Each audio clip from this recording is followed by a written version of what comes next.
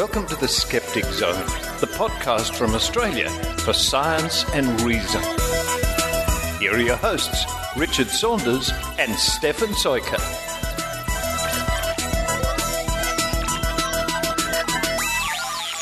Richard.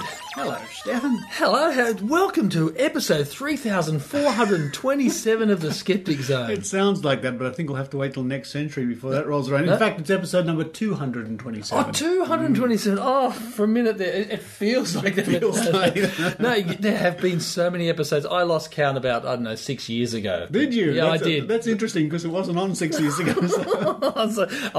Could have been another time zone. It must have been. On another planet. There was another planet. In another universe. In another universe. Yeah, that's right. It must have been. This is the Skeptic Zone, so all our listeners can be skeptic about everything I've said so far, but welcome. Thank you very much. And this is, yes, as I was saying, to episode 227 for the 23rd of February 2013. 23rd of February.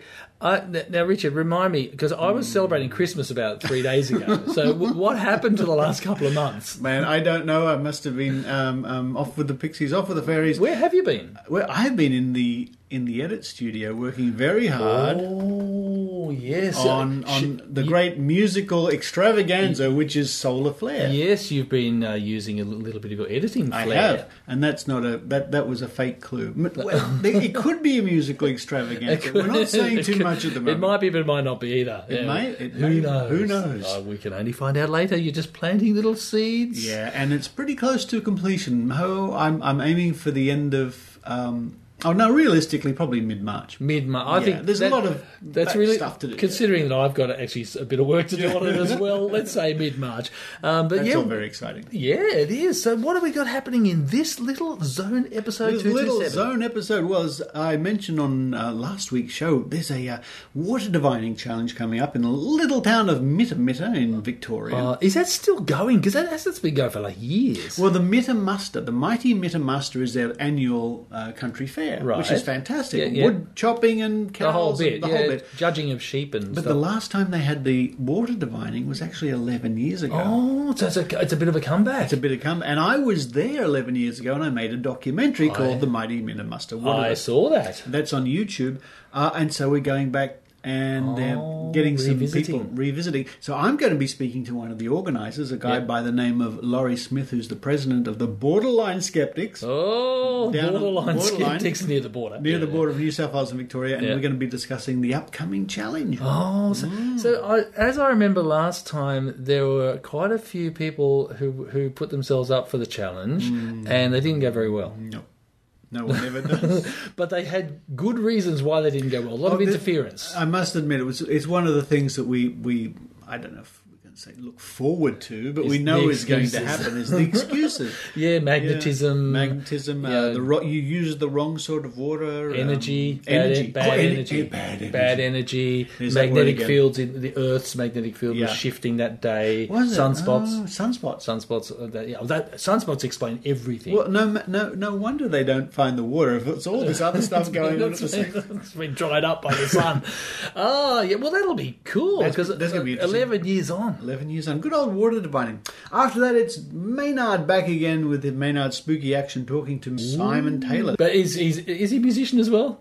You know, he might be. But, okay, well, that's cool. That should be interesting. And then it's the return of the Think Tank. Now, I met with Eran Segev and Jo Benhamu and Iran's son Guy. Dr. Reggie, who's a regular on the Think Tank, was actually, when we were recording somewhere between who knows where, Abu Dhabi and Sydney or Dubai. She's travelling. She went to a conference, and I'm sure she'll tell us all about that soon. So she couldn't make that. So we had a nice little think tank at Iran's house down in in the cellar. In the cellar? Was it a wine cellar? There was no wine in there. No. There's a lot of whining, but no wine. There was a lot of whining. About the lack of wine. An interesting think tank because we discuss certain things to do with anti-vaccination, as we normally do. Yes. And which we all talk about in the think tank, but I was just telling you earlier that one of the things the Australian Vaccination Network have done is that they went a few years ago, registered lots of domain names which sound very similar to Australian Skeptics, like Australian Skeptics. We spell ours with a K, so they registered Australian Skeptics with a C.org and all these sort of different things. And subsequently, in the last 6 months or so, they've put up a website called The Real Australian Skeptics. Oh, The Real Australian. They're trying to trick people. Oh, that's a big claim. Imagine that. And what are they actually doing as Real Australian Skeptics? The same old rubbish that, and probably saying that vaccination is really dangerous, and that it is. And skeptics agree. It's a wonderful, and we didn't have to lift a finger. They did this all by themselves, showing the world how childish they are for a start. Well, this is what a little kid would do, out of spite or something. And also, it's so deceitful. It's so transparently deceitful. It's also a bit fraudulent, isn't it? These days, you can't go passing yourself off as there are legal things that we're looking into, but at the moment, it's like, well, it's just silly. And I made some sort of statement. It was like being spat on by somebody on their way to the jail or the detention centre. So that gives them a good feeling. But you know what? Their days are numbered. And they're probably terrible at SEO anyway, so that no one's going to find the sites. You know what? If people do, I don't think anyone's going to be fooled that it's actually us. No, because they're probably terrible at web design as well. The Real Australian Skeptics. Actually, speaking of vaccination, I saw a good graphic just the other day. It's probably doing the rounds on Facebook. The needles and the... That was good, showing the facts. It said before vaccination, after vaccination. It was like, before vaccination, whatever, polio. And here are the numbers now. 10 million, and then the other one, 5. and the whole rubella and all these other things. Right. Just amazing facts that you just can't deny. I know that you're involved with Rotary, and I'm very honoured to be speaking for a Rotary meeting very soon. That's in fact, down in Wollongong. Yes. A big gathering, and I'm going to be I think it's the after-dinner speaker. You are the after-dinner speaker on the first night of the Rotary District 9680 conference in Nowra. That sounds pretty good. Yes. And I will certainly be making a very strong point about what I've labelled these vandals of society. Because Rotary is huge into fighting polio, right? Polio vaccination, that's that's their big thing. And actually, they've been, I think Bill Gates has given Rotary something like 250 million or 300 million Australian dollars as a matching grant. So Rotary has raised 250 million American dollars or whatever it is. And so it's like $500 million to rid the world of polio. Their mission is to have absolutely no polio. Isn't it interesting that this incredible thing is happening and we still got these little leeches annoying us along the way, and taking up our time and doing what... And if you want to take it to an extreme level, you've got people in the crazy countries that are believing, that are executing people doing vaccinations because really that type of thinking seeps through. So you start off with just some local loony saying, vaccinations are silly or dangerous or whatever. You seep that type of thinking through to places that have a little bit less control of their violent tendencies. That's right. And you end up executing doctors and things. Yeah. So so this is one of the reasons why we don't say, oh well, we've done enough. No, we you got to keep going. We keep going. Well, good on you. That was a bit heavy there, Richard. It was. I need to lie down. So why don't we both go into the other room and have a nice cup of tea? We will do that. And let's preview some of the things that you're working on this secret project, shall we? Oh, yes, we can do that. I'll push a few buttons on some software that does a few certain media type things. And while we're doing that, we'll let everybody listen to the Skeptic Zone. Get on with the show. All right.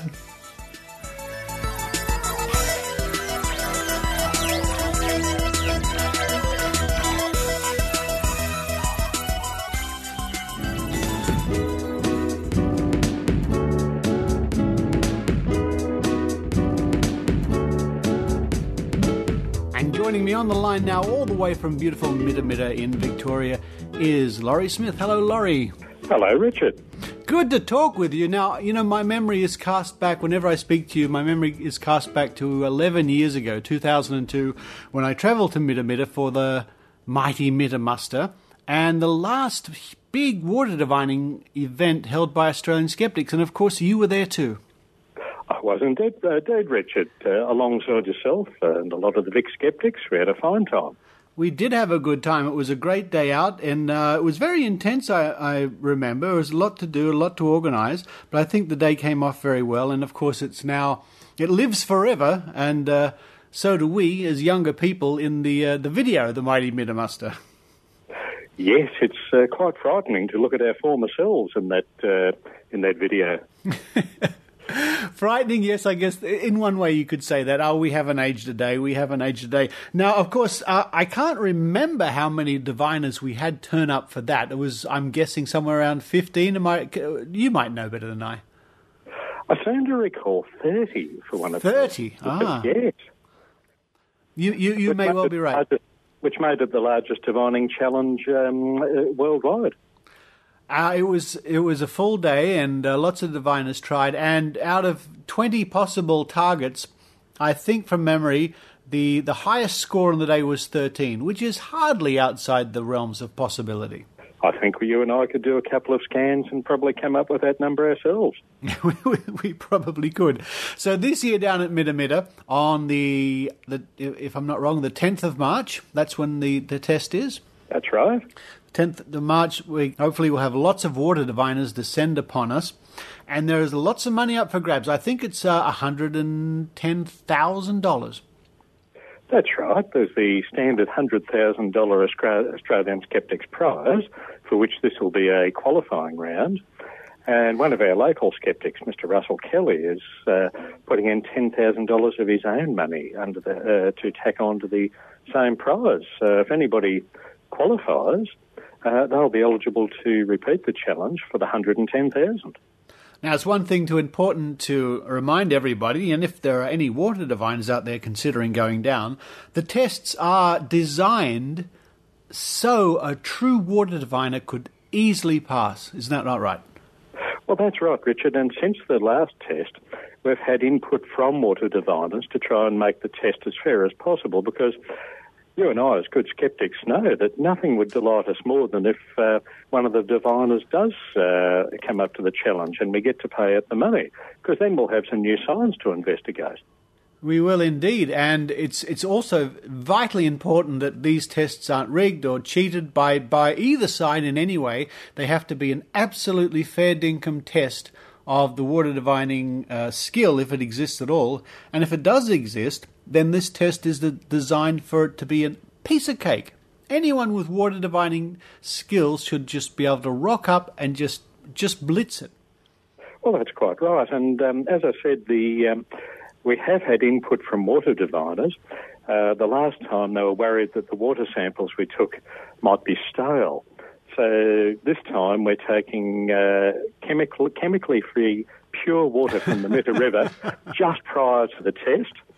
And we're even looking at the sand. One of our diviners has told us that he is worried if the wrong sort of minerals is in the sand. So we're going to try and source the purest sand. And we're also going to have a sample of the water and a sample of the sand uncovered before each test, so the diviners can calibrate their instruments to make sure that the samples are working correctly. I think it's very important to remember that, and I took pain last time. I was at pains to make sure I filmed that process, that there are, on the day, there will be a sample bottle of the water and a sample bottle of the sand for all to see, so each diviner can double-check their divining and their reading and their calibrations before they go on to the test. That's right. Everybody will have ample opportunity and can repeat the calibration any time they want. Now, water divining is, of course, one of the reasons Australian skeptics got started way back in about 1980, 1981, when Dick Smith and James Randi held a huge water divining test in Sydney. And roughly every 10 years, give or take, since then, we've had a major test. So I'm very pleased that 11 years past the last major test, we're going to have another one. And who knows, maybe in another 10 years, we might even have another one. And here's hoping we find someone who does have the gift this time. But no matter what, it'll be a great social occasion for both the diviners and ourselves. It'll be a nice coming together of the skeptics from all points of the campus.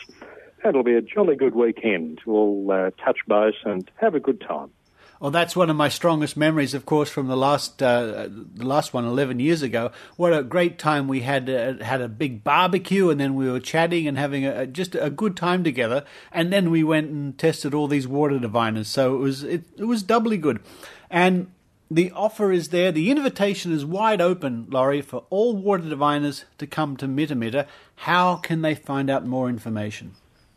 Well, water diviners, whether they be professional, amateurs, or just someone who feels they may have the gift, if they could get on to me, and my email is Calligans1, and I'll spell that, CALLAGHANS1 @gmail.com, or they can phone me on 02 60723 415.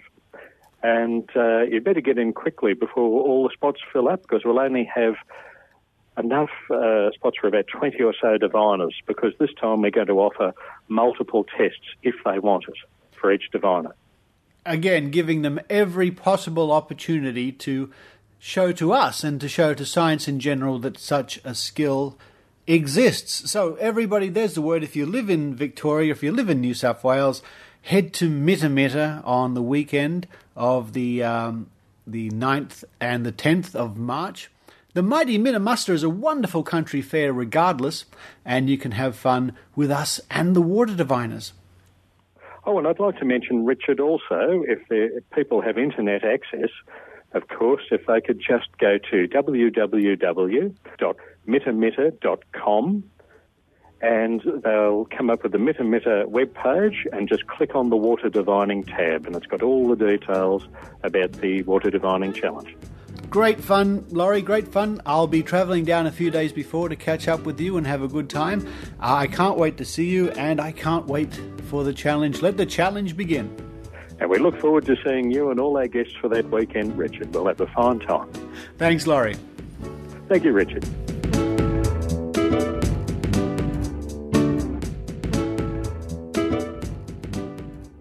Greetings, fellow skeptics. I'm Trent, and I'm going to tell you a little bit about my project, Dropbox. This is a project dedicated to providing you new music for your radio show or podcast and to help support your cause. It's all about supporting one another and all of our ideas, spreading them around and getting them out to people.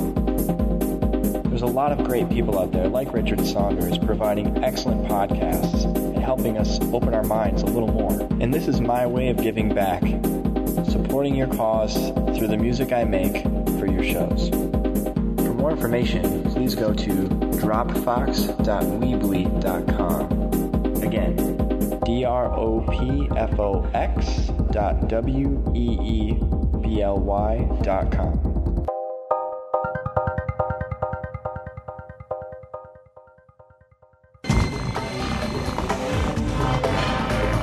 Here's Maynard's spooky action at a distance. Well, look, I'm here with Simon Taylor, and look, last time we spoke to you, you were doing a gig for the Atheists at the Newcastle University. I was. That's been quite a while now. It was a year and a half, I think. Yes, something like that. And now you're working a group of people here that are debunkers, they're skeptics. Now, is that an anathema to comedy?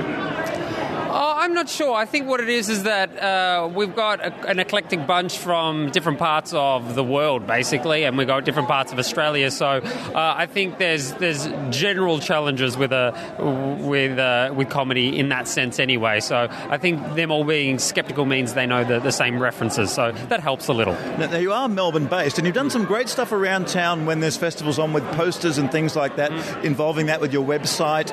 Explain where your niche is in Melbourne comedy, literature, poetry scene.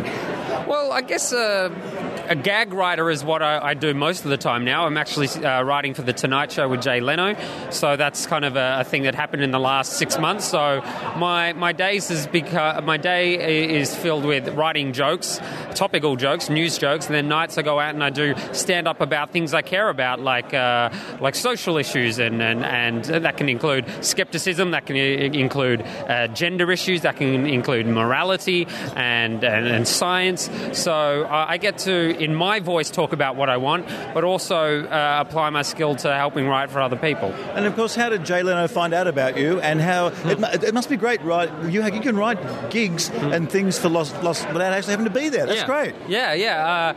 It was a Hollywood story, really. I went over there because I write for people generally. People like my style of writing, and I had someone who saw me at a comedy festival a few years back and said, come to LA and write for me. So I went over for a couple of weeks to write for this guy, and I did some gigs, and a producer from The Tonight Show saw me do these gigs, and then he said, come to the show. Then I met Jay, and then I made Jay laugh, and then Jay said, send some jokes in, and I sent some jokes, and the next day I had a contract. So it was all very Hollywood dream story, and it happened rapidly, and I didn't plan or expect any of it. But truly, congratulations to you, because I've been hearing about you for a while, and you've got a very unique style, and I think it's very deserved. I know it sounds like a suck-up, but it is great, because you see the lamest comedians in this country just having a longevity of a career, and you go, them again, and then you come on the scene doing something fresh, and you are recognised within your own lifetime. That's fine. That is great. Now, what is the thing that makes you burn? Every comic has the thing, that the section of their routine where they're really on the money. Now, what is the section of your routine, and what is it about that you go, yes, I'm in the home stretch?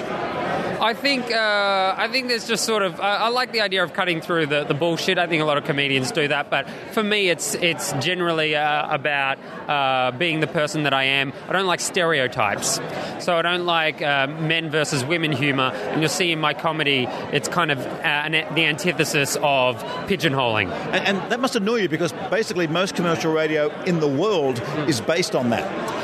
Not just commercial radio, but television as well. It's just like, hey, ladies, don't you hate it when men do this? Hey, men, don't you think when women take too long to get ready? That sort of stuff. I guess part of the reason you hate it is because it is a little easy.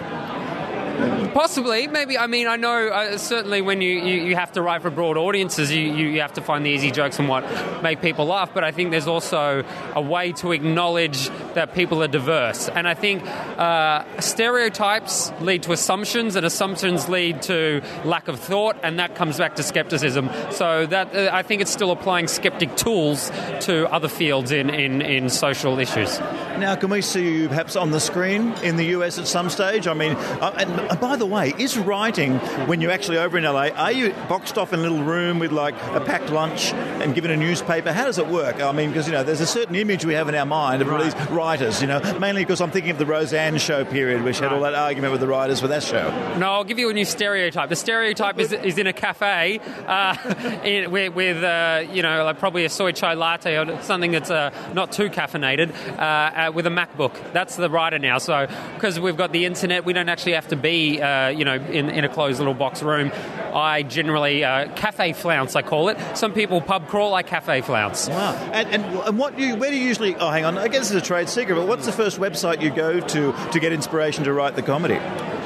Oh, look, to be honest, I like things that collate news. So Google's pretty good because Google collates everything that's sort of going on. You can sort of customize what you want. So I like to start broad and then venture into the little niche websites from there. Now, what about difficult subjects, like something like the Jimmy Savile case or something about cancer or AIDS? Right. Now, do you ever go to those topics? Because, yes, there is comedy there. It is a lot harder to work for, and it's much more difficult. Look, for writing for something like The Tonight Show, and that is the sort of the epitome of broad humour that you want everyone to be able to get, and you need it to be palatable.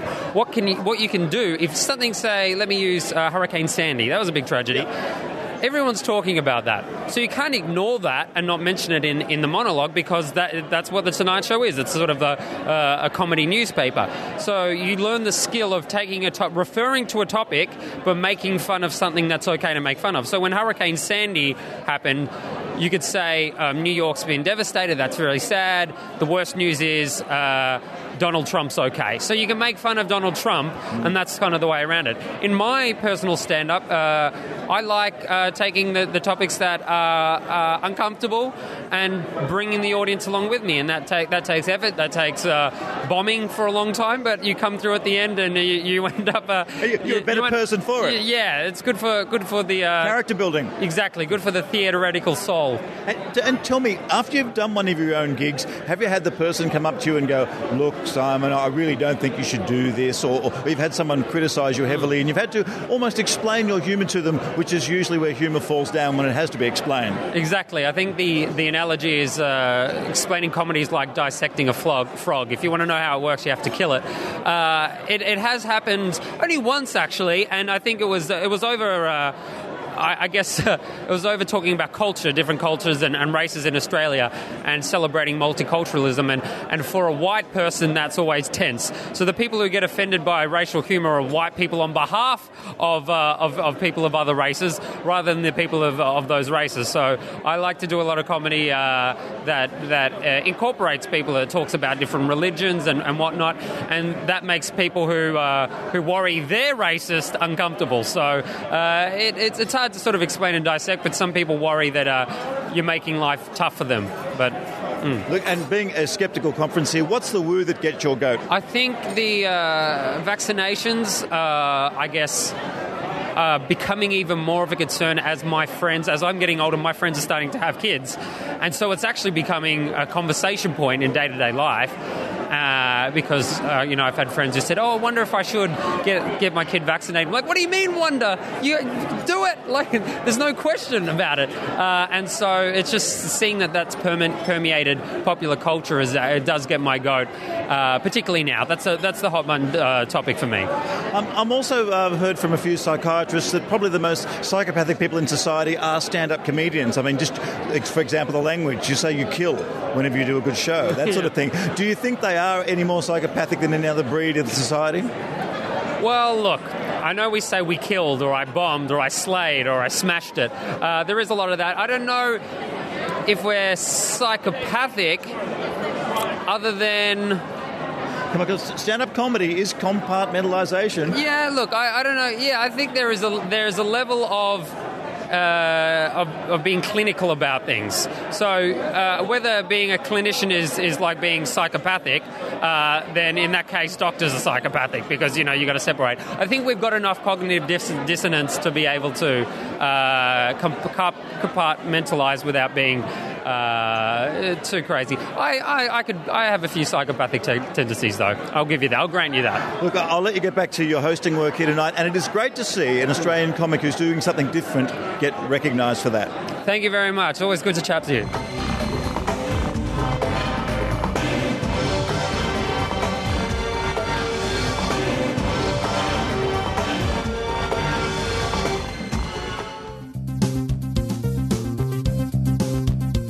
Are you enjoying the Skeptic Zone podcast and wondering where you can find more skeptical information?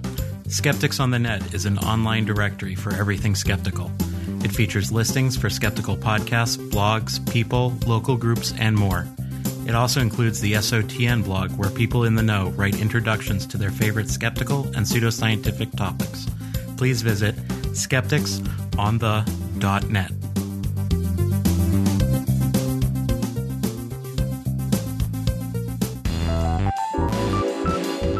Join us now for Drinking Skeptically in the Think Tank.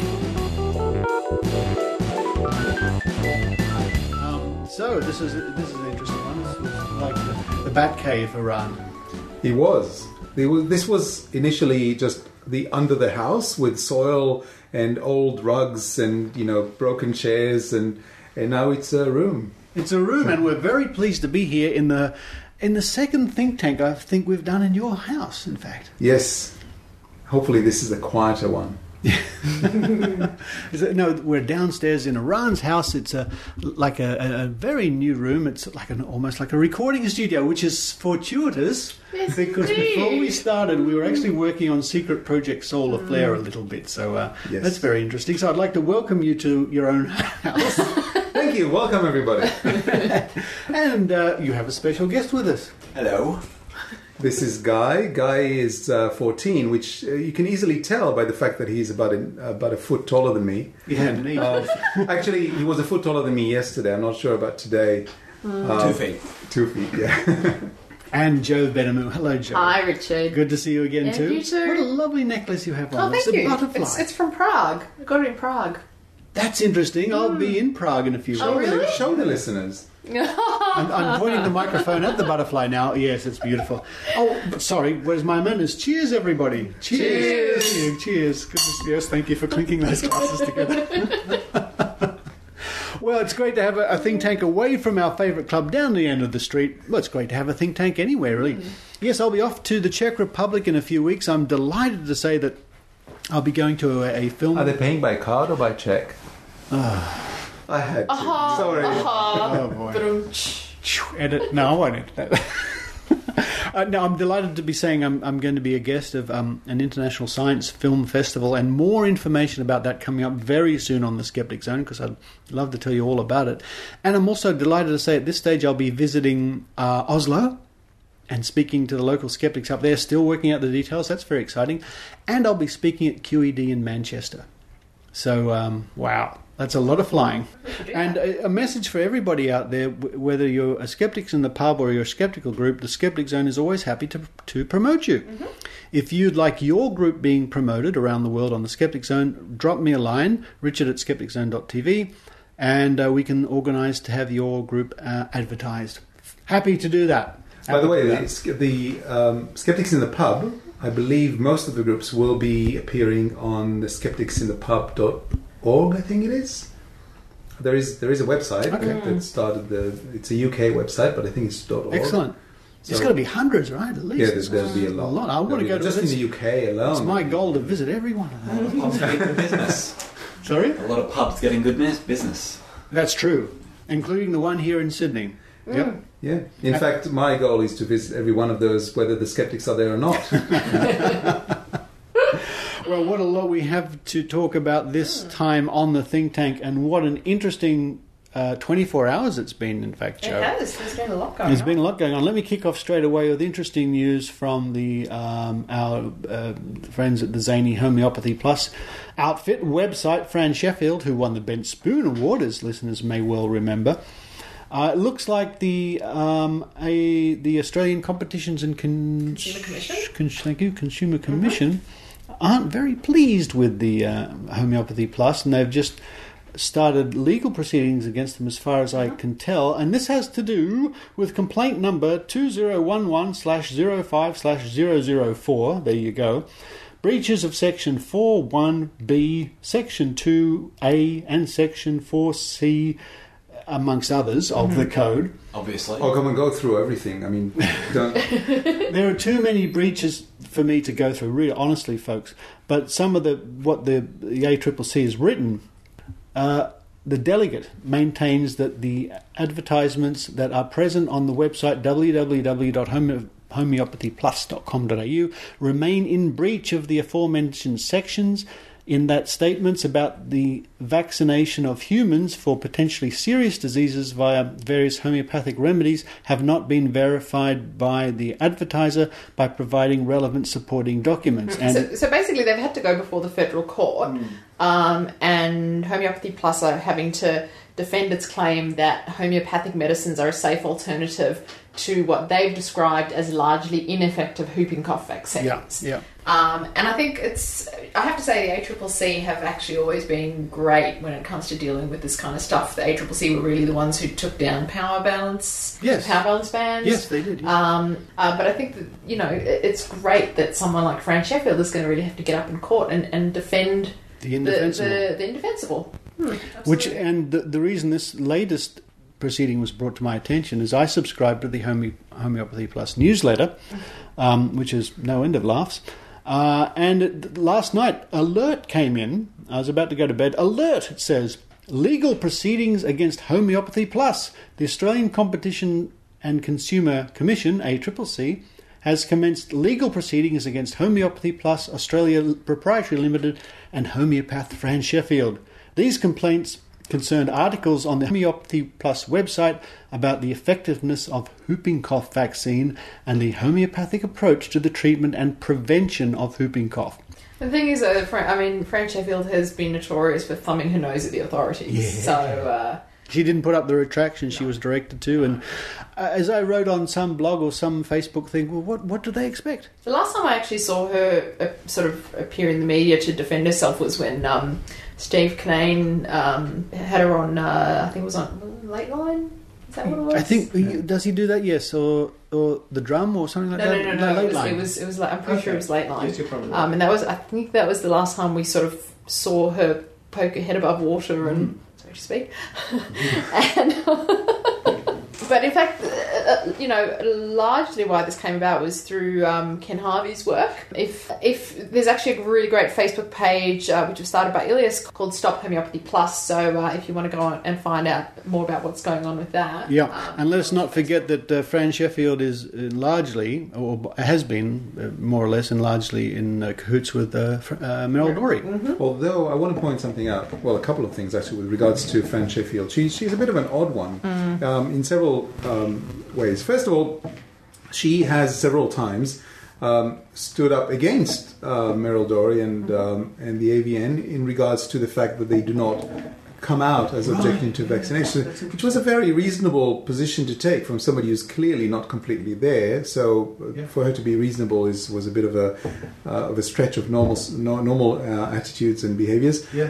So that's the one thing I want to point out. Secondly, as I said, the way the article appeared on her website, it looked a little bit like she was either unconcerned or maybe even happy with the way things were going. But the reality is that there's something that listeners should be aware of, and that is something that I think we learned more than anything the 2011 convention that we organised here in Sydney, where we had the head of the TGA and a senior enforcement guy from the ACCC on stage together. Former head of the TGA. He was at the time, but he's now former.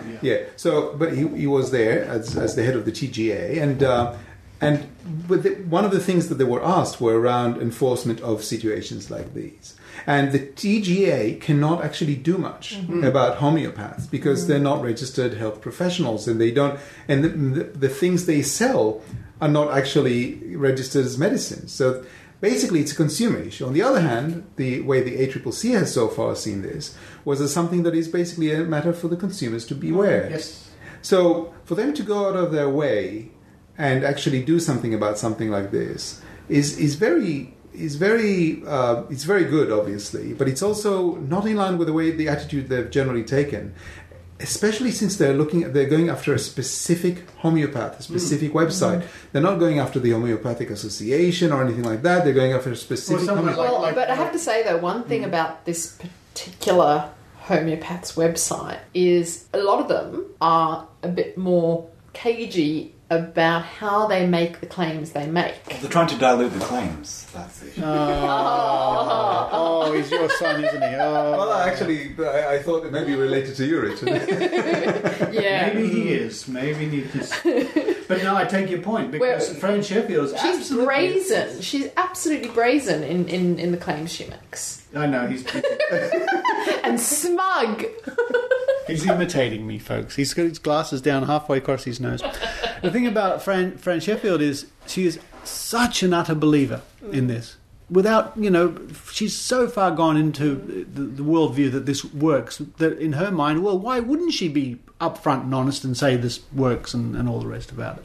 Whereas other people, maybe like Meryl has been more in the past, has been a little bit cagey, I mean, so Meryl is of no doubt that vaccinations are bad and cause autism and they don't work, but she's been very circumspect. Would that be the right word? A bit cagey about how she presents. I think maybe just. I think it's actually more just being deliberately savvy in terms of trying to avoid being caught out. Making statements that could. It's a little bit like how the AVN, for example, have always called themselves.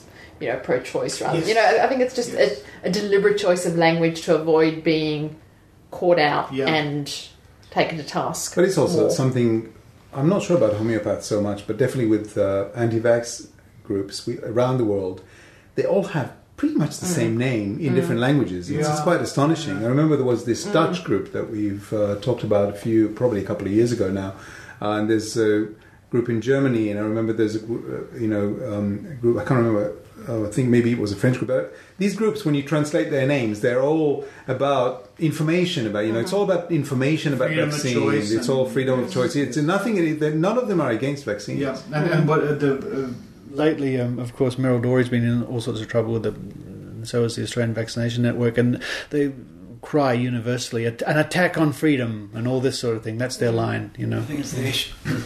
The issue with the idea of freedom in this sense is that by refusing to take the vaccines, it is taking away the freedom from everyone else. Because if you have below a certain percentage of people taking the vaccines, and nobody else has any choice whether they take a vaccine or not, because it'll be just as effective. Because the more people that use a vaccine, the more effective it will be. That's very true. That's very true. And they're impinging on our freedom to live in a society which will be shortly, you know, not too far down the track, free of polio. Well, a world, I should say, because our society is more or less... Unfortunately, I mean, one of the problems with polio is that, you know, typically the anti-vaccination lobbies that we deal with are more to do with, you know, a particular type of ideology, to do with, you know, the natural health and all that kind of stuff.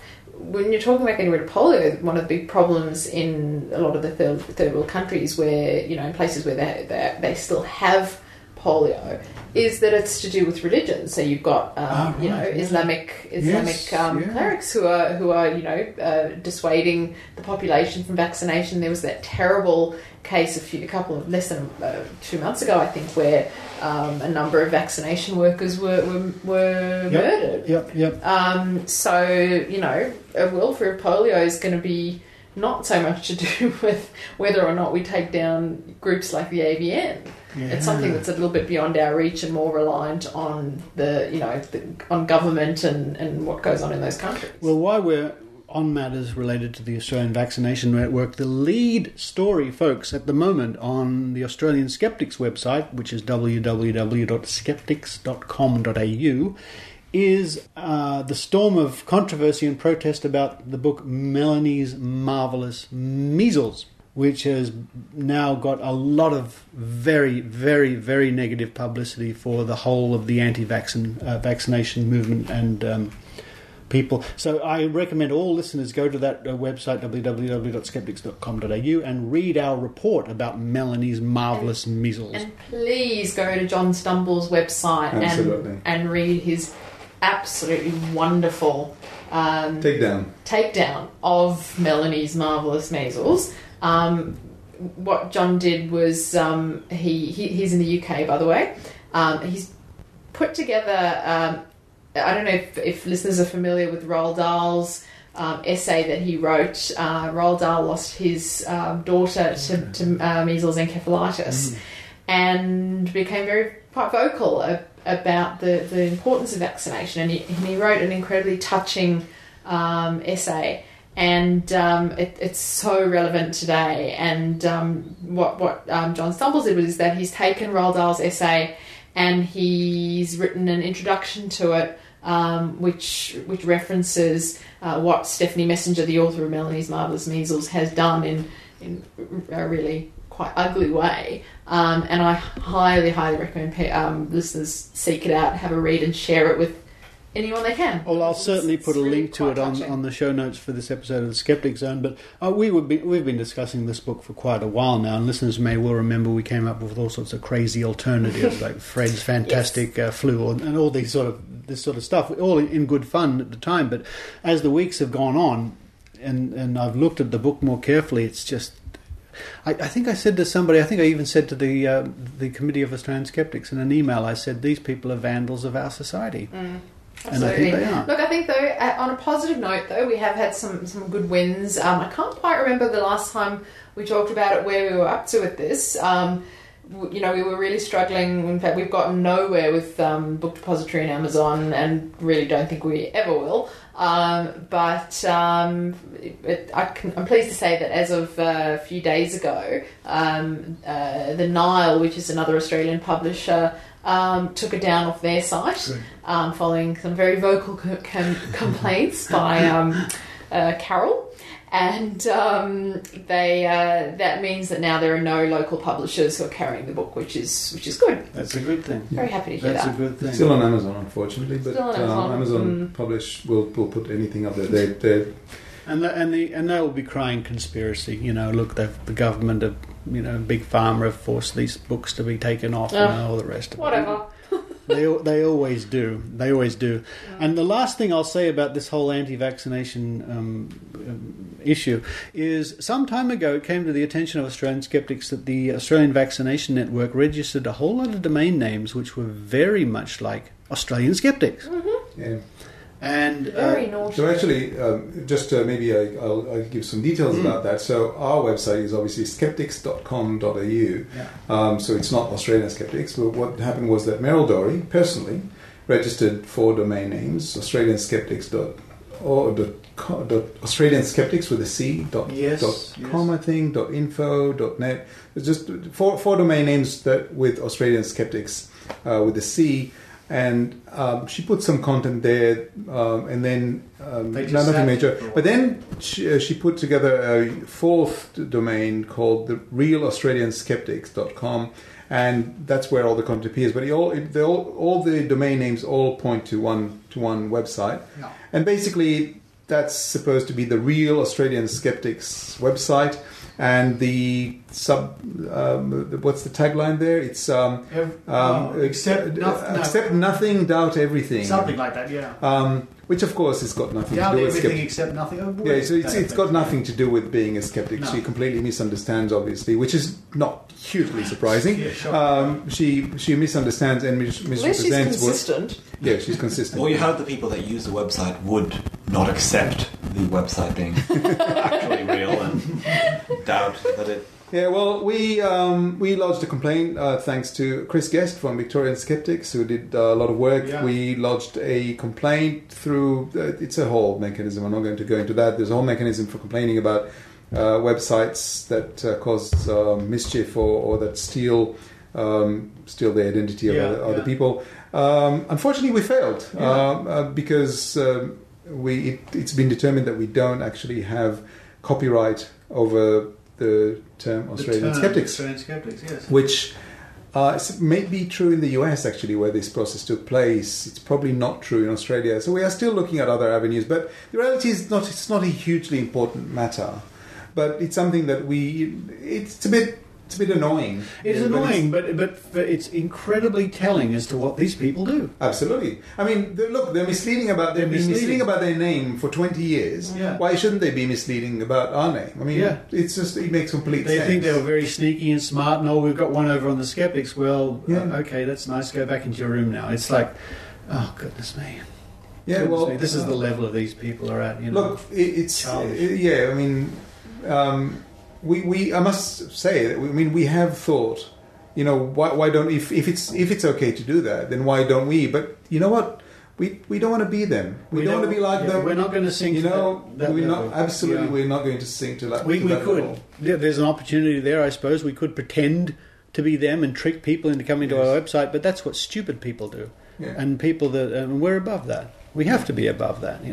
There's many avenues we could take, but that's not one. That's not one of them. Now, Jo, busily looking over your notes there. What's our next interesting story? So, some of our listeners may have heard about what's been going on up in sunny Queensland, where the Cairns City Council has decided to remove fluoride from the water supply. Basically, they've said that it amounts to the involuntary medication of its residents. Hang on, let me just take a sip of fluoride water. Hang on. Yeah, this is Sydney water full of fluoride. Yeah. Okay, sorry, you were saying. So they've said that if people want to have access to fluoride, that they need to take it up with their dentists. Let me have another sip of fluoride water for our friends in Queensland. Hang on. Oh, fluoride, yeah. Okay, go on. Now, they say that they're not anti-fluoride and they don't subscribe to view that there's any harm based on all the scientific studies around the world. Theirs is a political and legal stance. It will be in the future if they get away with it. Now, this is quite interesting given that the MP who's been pushing this, a man by the name of Jason Woodforth, last year said that there was broad backbench support for the fluoride to be outlawed completely, and he said that it was a proven neurotoxin. So, that's definitely not in any way anything other than a political and... as Eran was just saying, though, that in fact this is actually a financial issue because the council pays for the water for the fluoride to be added to the water, but the cost of dental care are actually a state or federal government responsibility. Yeah, just to add to that, it costs the council $300,000 per year to fluoridize the water, whereas the cost of dental care in the future will be in the future. Yes. Current councillors will not be responsible for that. And B, it's a state government and federal government responsibility. So as far as they're concerned, they've just saved $300,000 and bugger everything else. And that's it. If people are interested in objecting to this, I just found out a little while ago there's actually a petition going on online on change.org. It's called Cairns City Council Add Fluoride Back into the Water as per the advice of medical and dental experts. There's currently 260 signatures on there. So if you want to sign the petition, hop online. I would be very surprised if this goes through and they actually do take the fluoride out. I think. Look, I don't know. I haven't been able to access that information. My understanding was that it was a done deal. That had been decided. But people are going to be moving out of the area to save their kids' teeth. I blame them. Well, I just have to say something about Cairns and teeth. That I would be willing to live in Cairns. Even for that, and actually ruin my teeth by going every day to this amazing ice cream place, the best ice cream in the world. It's called Yeah, but Jolokio. But I don't think you'll be getting another eclipse there for a while. So disturbing is that this is something that's come from government. You know, these are the sort of things you normally hear from on natural news. Yeah. Well, yeah, there are a lot of crazy things that come from government, but very rarely are they so close to a lot of the real crackpot, wacky anti-science stuff that we have to deal with, aside from the global warming.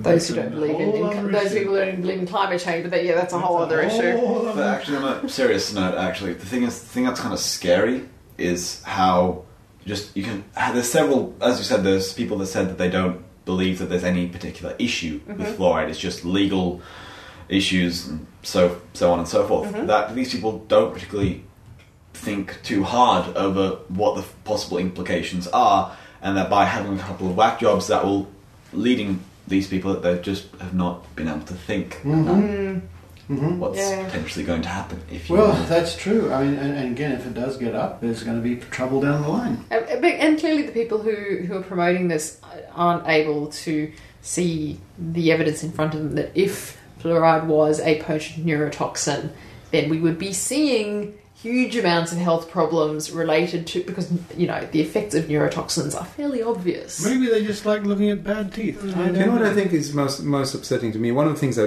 noticed when the whole family went up to Queensland to Cairns to see the solar eclipse, one of the things that struck me was that there's a fairly large Aboriginal population there that are clearly very poor. I'm not sure all of them are poor, but I'm talking specifically about ones that are clearly poor, probably live in the streets, and really probably don't have much access to medical care. They and their children are the ones who really need that in order to avoid avoid problems. They are not going to be able to decide and pay for this kind of it's medication, right? Fluoride is medication now, so they're not going to be able to pay for it. So what that means is that they are the ones who will suffer. They are the ones who need that help more than anyone else, and they're the one it's being deprived of. The thing is also, dental health is not just about the cosmetic, having bad teeth. Poor dental health has a lot of impact on health in other ways as well. And I think that's really good point. There's a strong link between gingivitis and heart disease. There's all kinds of reasons, and plus, poor dental health is a major issue in terms of the quality of life. It has social impacts. It can be an impact on getting a job, on all sorts of things. Point. Now, of course, we make jokes about the deep north and all that sort of thing. Of course, it's full of very sound people up there. Of course, wonderful people and intelligent people, but it's obviously in every group of people, no matter where you are, north, south, east, or west, you get some crackpots. Yeah. That's what I guess what we can say about that. And some of them get elected to Parliament. How about we head down south? Yes. Let's go down south. And so I just came back from Melbourne. Yeah. Oh, yes. You're really talking about I'm really talking about down south. And we had on the weekend it was on the 9th of February, was the Great Ocean Road Skeptic Camp. Oh, I love Skeptic Camps. It's so much fun.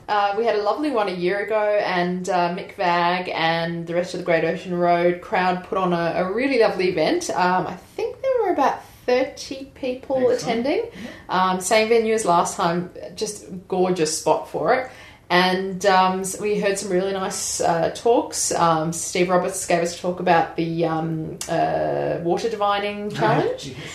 So, and one of Adam Van Langenberg's lovely students, Elizabeth, gave us a fantastic talk. Oh, Elizabeth, she's fantastic. Yeah, she gave a really lovely talk about her experiences with skepticism, and it was just great to see, young people up there who are just so passionate about it, and I think she'll be fantastic.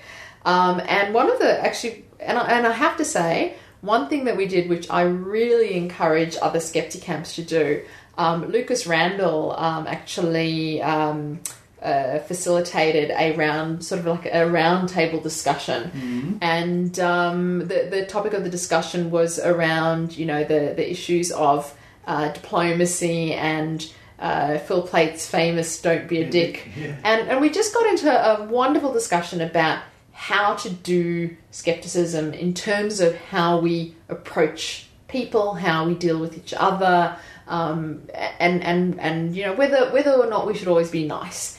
And it was just a really fantastic opportunity for everyone to be heard, and people came out with some really great points and also some great ideas about things we can do in the future. So, thank you to Lucas for that. It was a great idea, and I really encourage other Skeptic camps to try the same thing, because it worked really well. Sounds great. I wish I would have been there.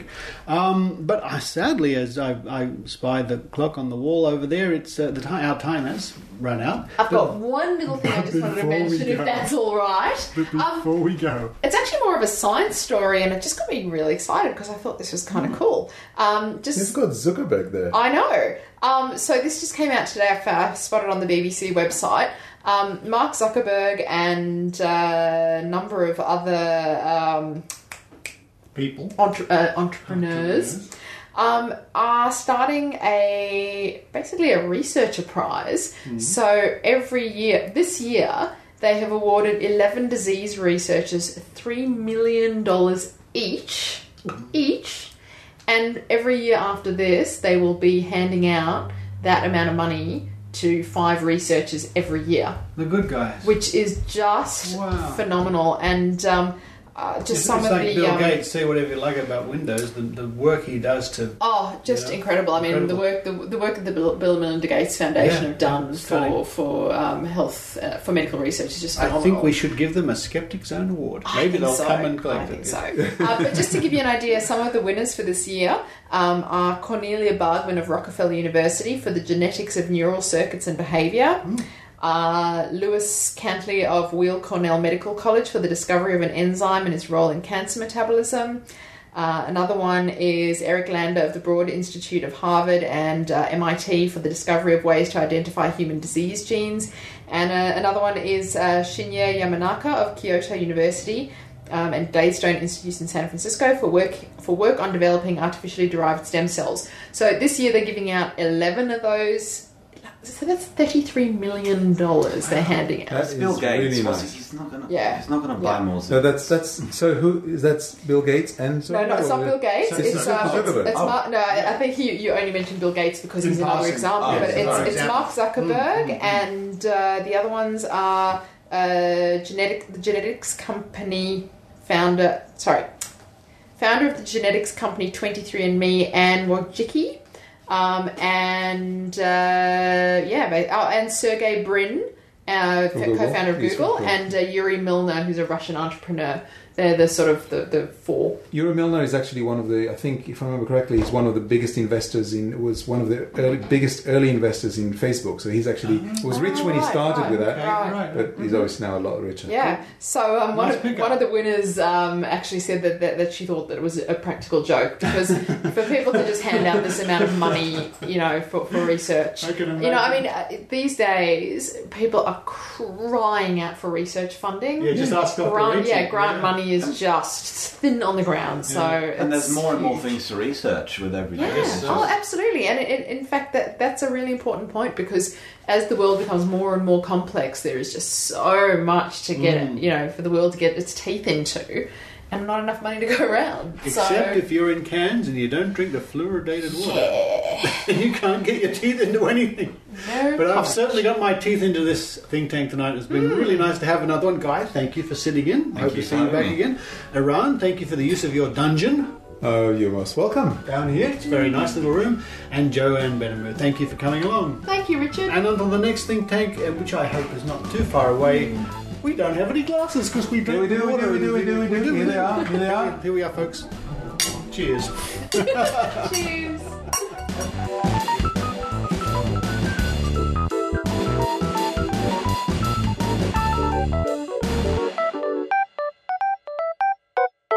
Yeah, right, guys. I was talking to Richard Saunders the other day. All right.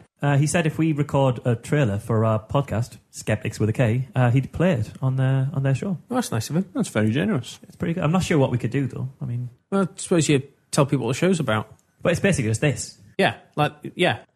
Yeah, we talk about science and skepticism and things. That's true. I suppose you mentioned the website address. What, merseysideskeptics.org.uk? Yeah, or just search us on iTunes. Oh, and then we could end with a big song like The Skeptics with a K podcast. No. Don't do that.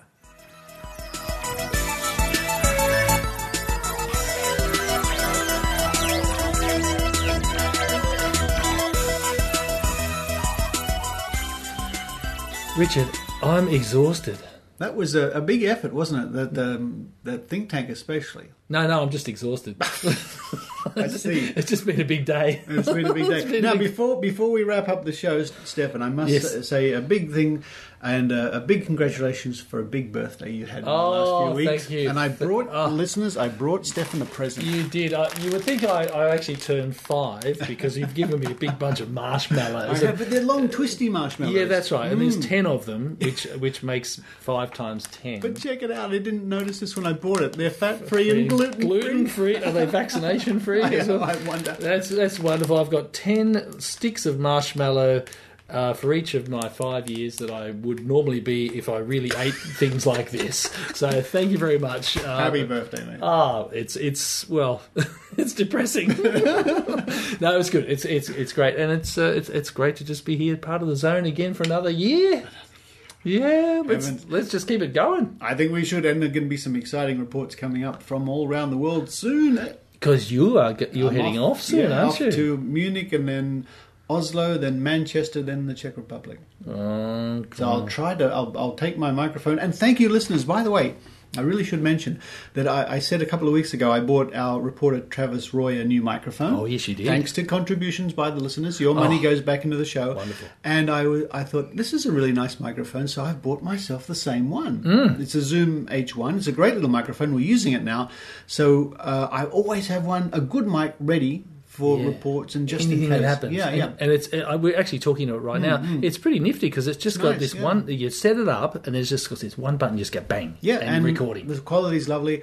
So this is reminding our listeners that when they chip in a little bit for the Skeptic Zone, it goes into putting it together and putting it out there.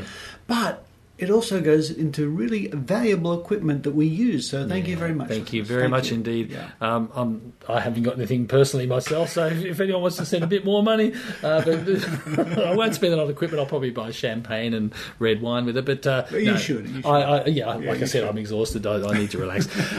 Great show. Another great time. Thanks, listeners. And Richard, we will see you again very soon. Yeah. And even hopefully we'll be getting a big reveal on the mystery project. Thingy. Yes. The thingy that's coming up soon. That's the question. What is solar flare? What is solar flare? I don't know. I'm going to wonder about that all week, Stefan. Richard, we'll see you next time. Bye. You've been listening to the Skeptic Zone. Visit our website at www.skepticzone.tv for comments, contacts, and extra video reports.